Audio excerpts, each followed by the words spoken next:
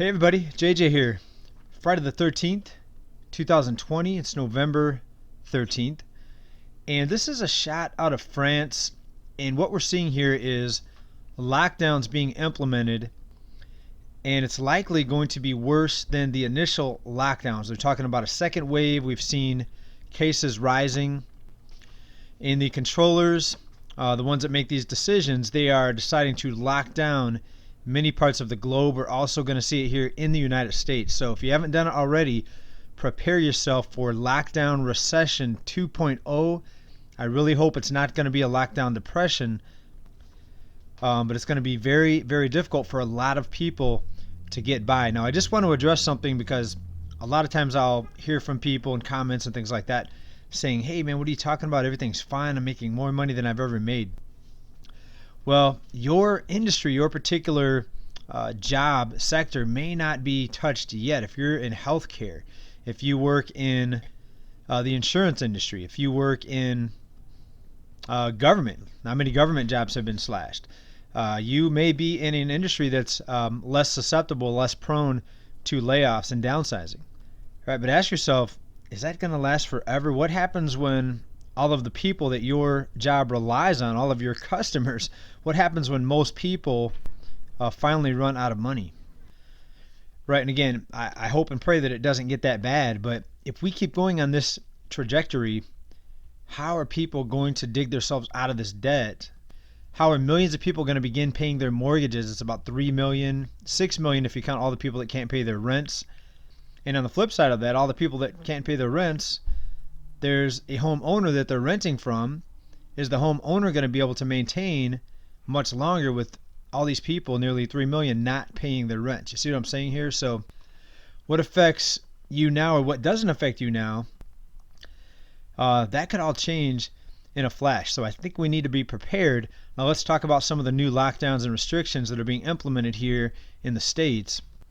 So here in San Diego County, we're shifting from the red tier down to the purple tier, or up to the purple tier, depending on how you want to look at it. But it's the most restrictive tier, and I'm already seeing more lines at stores and retailers. I drove through an IKEA a few days ago. There's already people lining up outside, and we haven't even actually been pushed into the purple tier yet. It's coming up, I think, very soon. But people are rushing to the stores more than usual to try to get their supplies and goods before the restriction gets moved up to this purple tier. Shopping centers, 25% indoor, no food courts. Restaurants, outdoor only. Places of worship, outdoor only.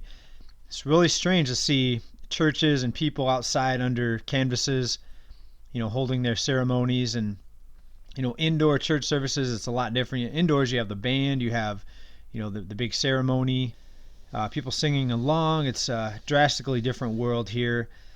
Outdoor movie theaters only. Museums, this is going to be a strange one. Outdoor only for museums. So what do you do in a history or science museum where you have sculptures and maybe dinosaur bones? Are they going to move those to the outdoors? No. So a lot of these people, a lot of these businesses, museums, they're probably not going to survive this next lockdown recession. Gyms, outdoor only. Zoos, aquariums, of course, outdoor only. I guess they're going to have to bring the fish tanks outside. It's a big mess. So everybody, continue to prepare. You may want to stock up on canned goods to last yourself. With all the uncertainty right now and the political situation, the social unrest that we're likely going to see evolve from this, I would prepare for 3 to 6 months because you don't know what's going to evolve out of this. There could be revolts, there could be mass protests, and we know that protests sometimes can lead to some very bad things happening. Bottom line, it could get more dangerous out there. You've got the lockdowns, you've got the unrest, you've got the contested election. So many things happening right now. And look at this right here. Biden advisor says U.S. lockdown of 4 to 6 weeks could control pandemic and revive the economy. Are you prepared for a lockdown of 4 to 6 weeks? And what kind of thinking is this that a 4 to 6 week lockdown is going to revive the economy? Do you really think that the illness is going to go away in 4 to 6 weeks if we lock down? Right? What about the fact that we've been locked down and according to what they're telling us, the illness has not went away? You see what I'm getting at here? So this country is going to go through some very dark times, a dark winter it's being called. And it's right here in the headlines. They're laying it out there for us. And if you don't prepare, you have no one else to blame but yourself. And I've said this before, I'd rather be prepared and not have to need it. I'd rather have a bunch of canned goods that I don't need to use.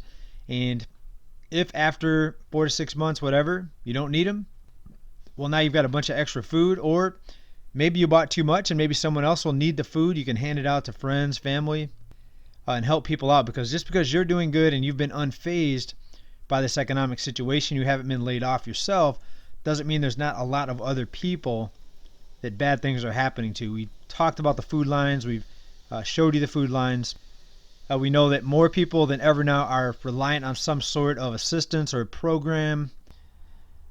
I just want everyone here to be prepared.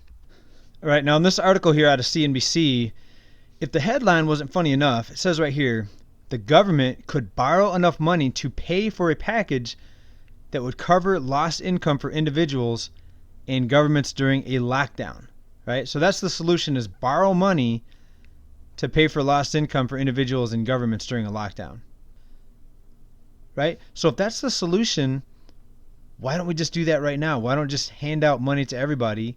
You can print that out of nothing, right? Am I saying it's the solution? No, but they're saying it's the solution.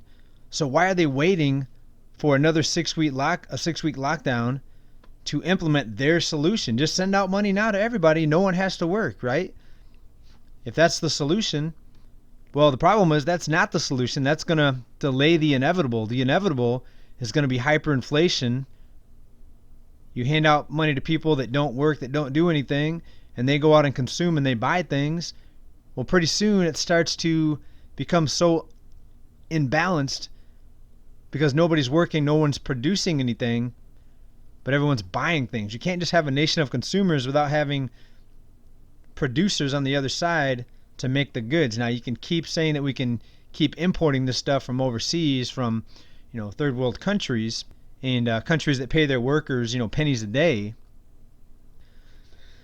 All right, this system is falling apart, and there's a lot of uncertainties right now. This is the perfect storm of financial despair, political uncertainty, political divide, a lot of animosity here in America, a lot of groups against each other right now.